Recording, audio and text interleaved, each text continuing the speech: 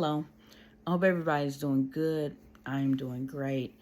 Um, I'm just trying to work on my home, decluttering, getting ready for a new year, getting ready for my goals next year, doing those things, and just trying to play catch up in my life. But I came in today because I wanted to talk to everybody about why wealth matters. It does not matter who you are, where you're from, the color of your skin, if you're or your ethnicity. Wealth truly matters. Okay, and I want you guys to get into this because finances is one of my favorite things to talk about. But it is something that I had to work hard to really understand and really grasp. I went to school. I was a business major, and to be honest with you, every class about finances, I was almost asleep. So money is something I had to work hard at learning and had to work hard at grasping why it's important to me, um, and why it was something that I really wanted to learn how to master in my life. So a lot of people talk about the wealth gap, a lot of financial gurus. I'm not here to talk about the wealth gap today, but if people follow these simple steps that I'm talking about, they could get closer to closing that wealth gap.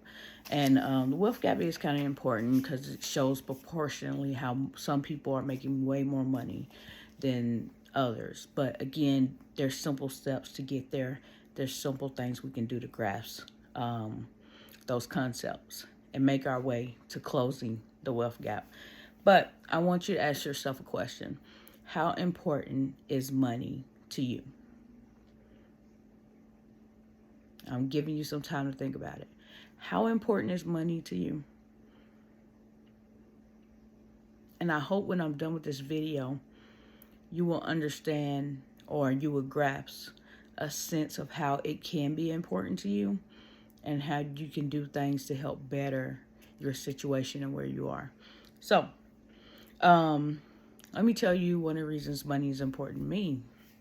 And you hear this all the time.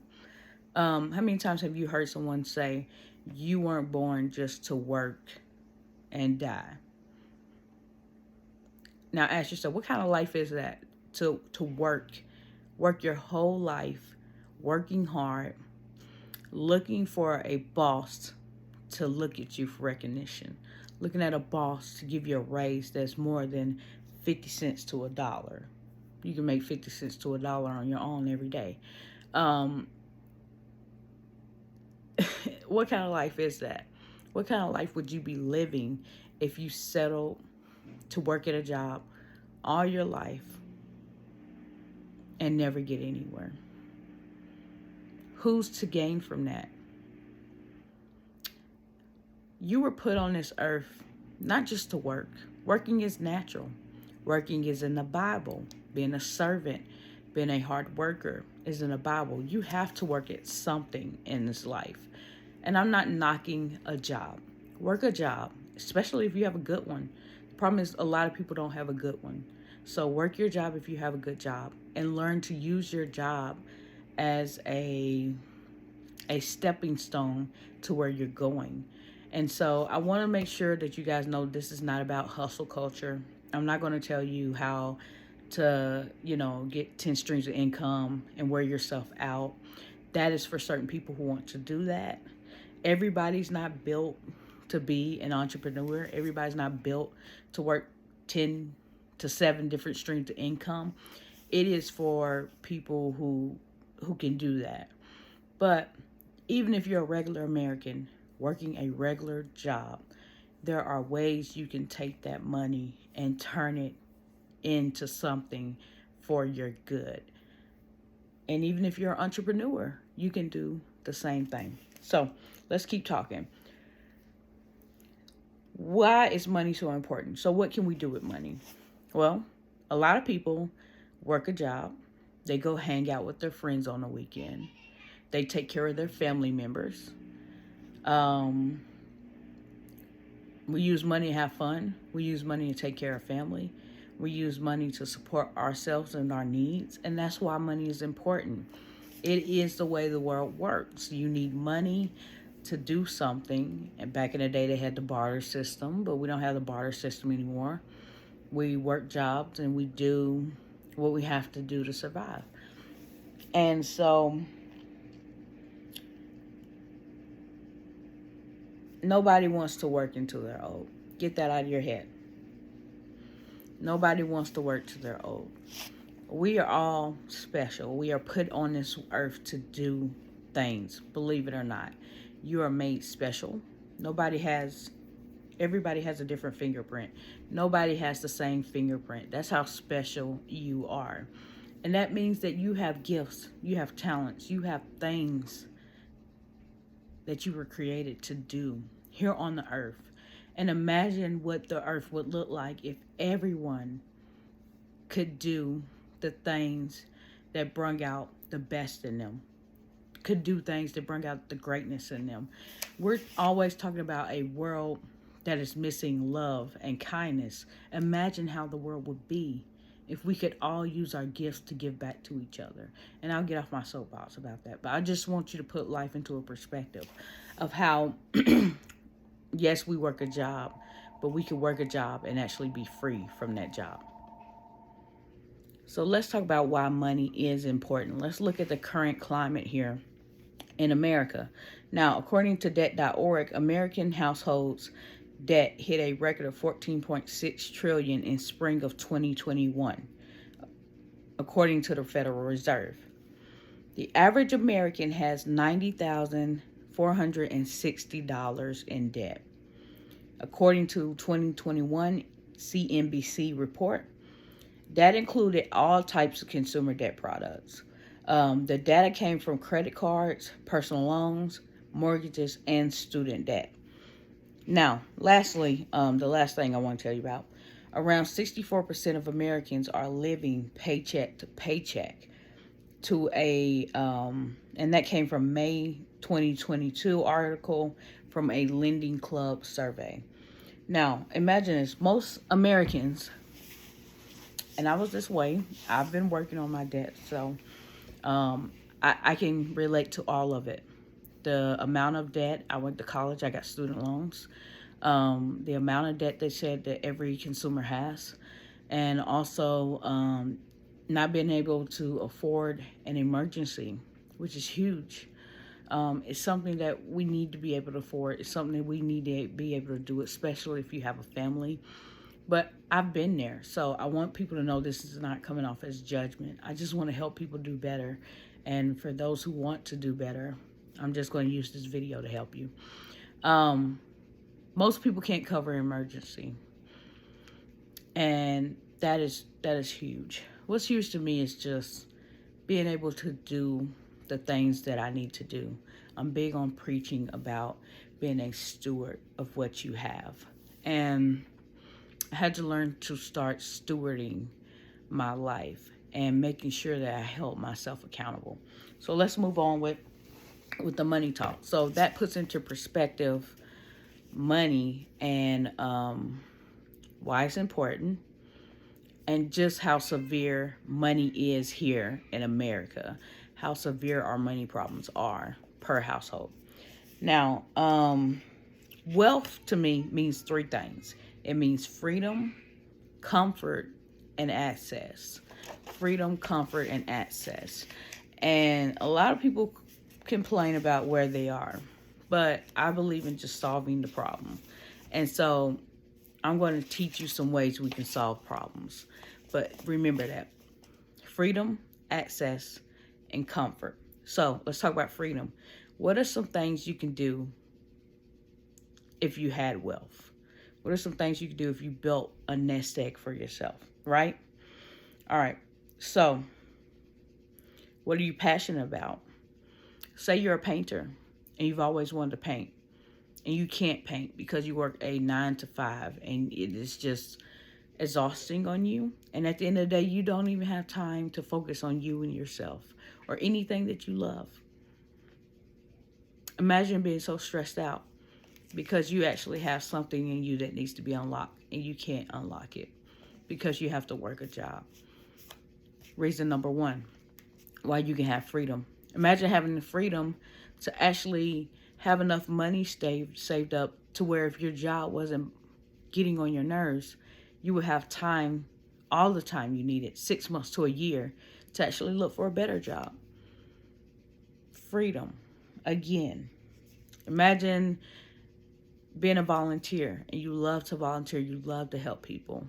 Imagine having the freedom to do that without being paid because you have money put away.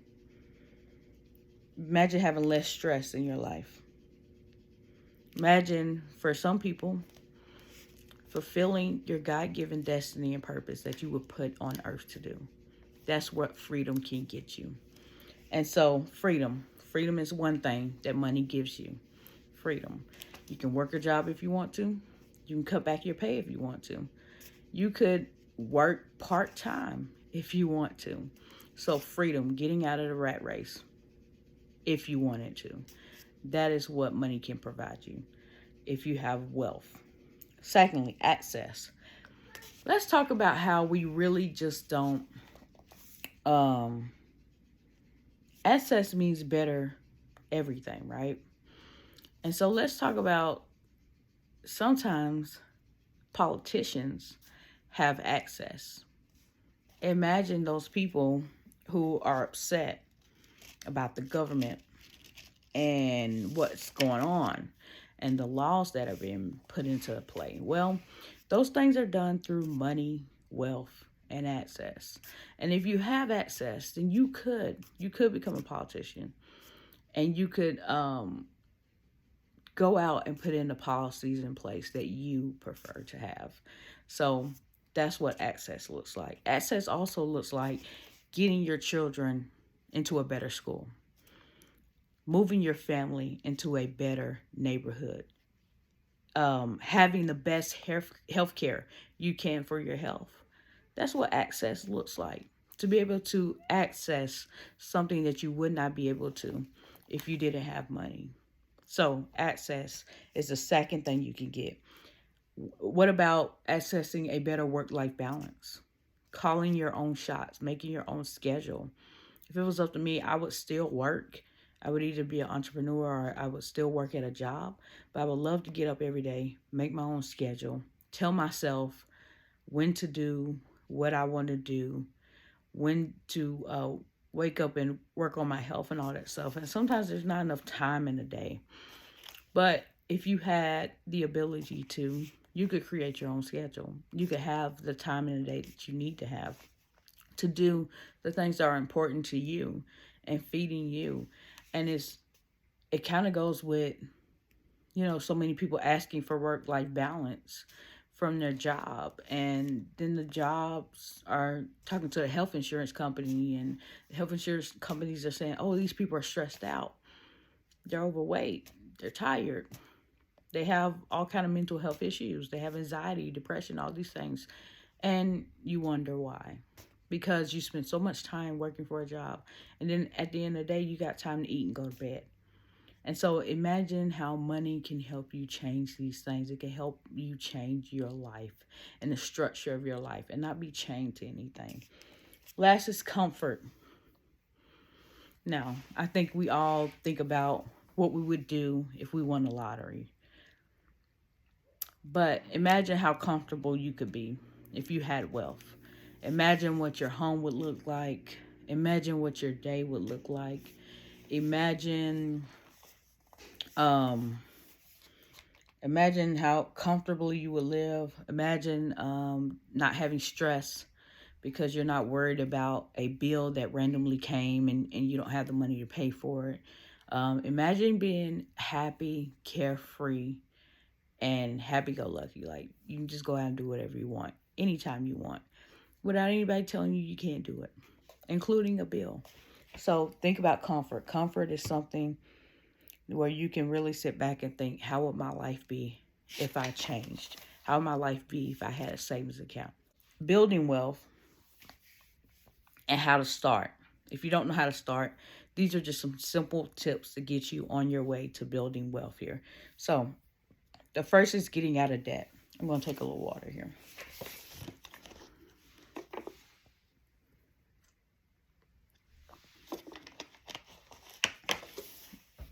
The first thing you want to do is get out of debt. There are many methods to getting out of debt. It does take time, but the reward will be sweeter than the time that it takes to get out of debt. So getting out of debt. Let me read this from the Bible. Proverbs 22:7 says, "The rich rules over the poor, and the borrower is a servant to the lender." Now, I know we don't want to think of ourselves as servants, but we can be servants to many things and not know it. Think about bad relationships. You could be a servant to that bad relationship. Think about a bad mindset, negativity. You could be a servant to negativity. So we can be servants, not physically, but mentally we can be servants. And the Bible says that we are servants to the lender if we're a borrower. And we're servants to a credit card company that charges us extra interest to use their credit cards. And so there are two methods to getting out of debt. You have the snowball method and you have the avalanche method. Snowball is slow and steady. It's talked about a lot through Dave Ramsey, but it's a slow and steady approach. If you need to build confidence to get out of debt, it's the best way to go. You'll start off by paying the smallest amount of debt that you have, and you will, once you pay it off, you will then take that money that you're paying on that debt and add it to the next debt, and so on and so on. So snowball method is a method, and it's the slowest method. Now, if you want to go fast and you want to do the fast method and you have, confidence that you don't need any help trying to get through this debt, that you can tackle it, you can get it done, you can do the avalanche method. Avalanche method is the complete opposite. You start with your highest debts first, and you take the highest debt that you have and you pay that off, and then you take that amount of debt and add it to the next one. And so it's the snowball method is like scaling a mountain, and the avalanche is like going backwards down the mountain. So there are the two ways you can do it. I say that if you don't feel like you have any money in your budget to start with $20. That is the simplest, easiest thing you can do. If you don't have 20, start with 10. You don't have 10, start with 5. Start with what you have. Look at your budget, and please make a budget. See how much money you have to cut back on something and use that money to start getting out of debt. And it will get easier and easier and easier as you keep going. Let's see here. Secondly, you want to learn to curb your spending. I have a book that I read called Your Money or Your Life. And this book taught you how to think about how much you get paid, and then ask yourself, for example, if I bought this iPad today, how many hours of my job would I have to work in order to pay it off? That puts life into a completely different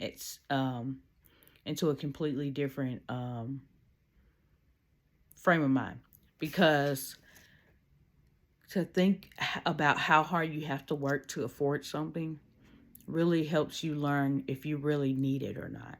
And so I've learned to curb my spending. I do have a second account, which is actually just an account to actually give me just a little money to spend every month. So I have a fun account, and that is how I keep from overspending. I have a fun account, and I have a bill account, and I do have some other accounts to save money and pay myself first before I even pay my bills. So those are important tips here.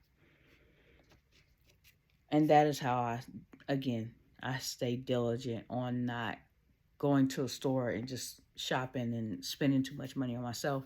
I have a limit every month on how much I can spend to reward myself if I wanted to. Take note that advertising is everywhere, no matter where you go. If you're on Facebook, if you're on TV, if you're on YouTube, there's advertising everywhere, and it's up to you to learn to not be tricked by advertisement. You can look it up, but I think a person sees a ton of advertisement on a daily basis. So learn to not be swayed just because a video comes on and tells you you need these boots, these dresses, or these shoes today, or you will be a nobody. Know who you are, what your why is, know what's important to you, and know if it's worth spending your money today or not, okay? And I want you to know that wealth is for anybody. Doesn't matter who you are, where you come from. There's a big misconception that most people who have wealth got it from, you know, trust fund babies and that kind of thing. But actually, there are a lot of hardworking people who were just disciplined and became millionaires. For example, a lot of people who were just teachers can become millionaires, and they do. So just to let you know, it is something that anybody can get to, including you. And again, wealth is for everybody. And we wouldn't have to worry about the madness and the crisis on the news if we were being stewards of what we have, because we would have a nest egg to fall back on. So I just want you to know those things.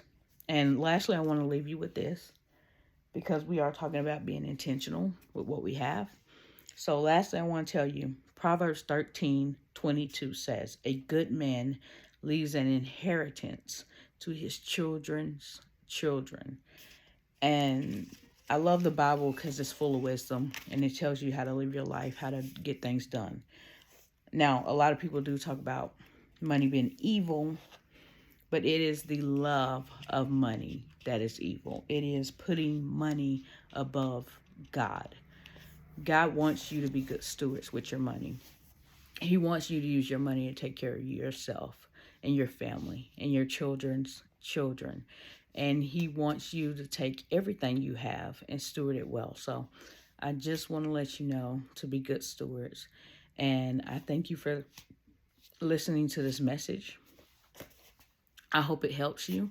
And if you have any more things you want me to talk about, let me know. Or if you just have questions, I'll be happy to answer them in the comments if I know how to answer them. But these are just why wealth matters is something that really helped me start my debt-free journey. I'm still in it, and I'm hoping to be out of it soon. But it really did help me start understanding why I need to take care of my finances, and why I needed to make sure that this is something that I can do and get done. So I want you guys to have a good day, okay? And don't stress about money. Just take care of it, and it'll take care of you. Have a good day.